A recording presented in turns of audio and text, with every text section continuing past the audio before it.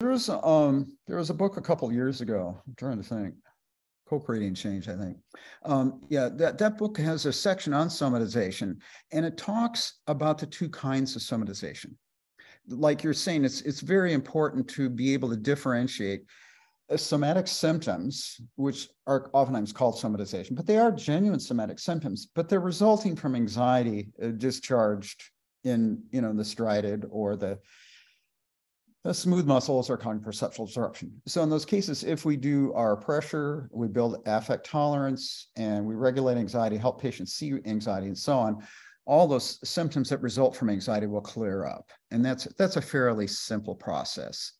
So we have somatic symptoms that result from the pathway of anxiety. Then we have symptoms where the symptoms actually don't match somatic pathways, like burning in the tongue. That's not a striated symptom. It's not a symptom of smooth muscles, not a symptom of cognitive perceptual disruption. So at that point, when we have that kind of symptom, burning the tongue or like burning of the leg, and neither of those are anxiety pathways. So our next hypothesis is to check, okay, if this is somatization, let's do a pressure to feeling and see, does that symptom increase or decrease in response to a rise of feelings?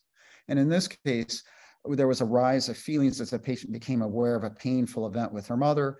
Burning sensation in the tongue increased. So we saw, okay, yes, that's definitely somatization, has a defensive function.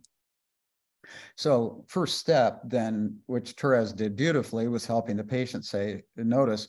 So we notice as these painful feelings rise, the symptom of burning tongue rose as well. Do you see that too? And the patient said, it's just so strange. And indeed, it was strange because in her 73 years of life, no one had helped her see that.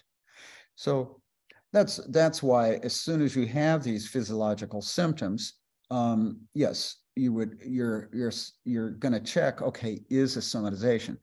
And another reason you do it is like you're saying, wow, what if that burning sensation in the leg is a neurological symptom? What if it's sciatica? What if it's something else? And of course, I don't know. I can't know. So that's why I do pressure. That's why we do pressure, because we're looking, okay, is this a neurological symptom which remains stable when we do pressure? Or is it something that fluctuates, in which case then we can know, okay, it's psychogenic. And we can't know. That's why we do pressure, right? I mean, this is where reading Alan's research papers on somatization is so helpful, because right, people come to us and they've been referred with somatic symptoms, say, oh, well, it's all in your head. And we do phase of pressure. And with some patients, phase of pressure, there's no variation in the symptom. And since there's no variation in symptom, it lets us know it's actually emotionally caused. And we have to say to the patient, look, this is really emotionally caused.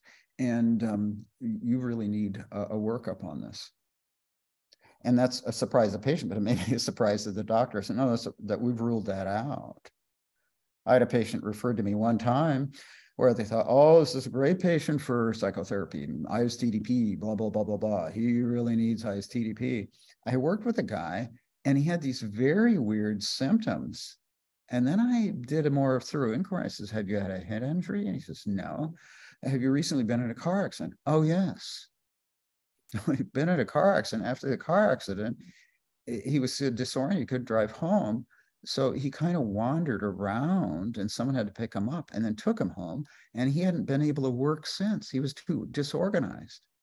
Well, he had a very severe brain injury. This guy didn't need ICDP. He needed neurotherapy.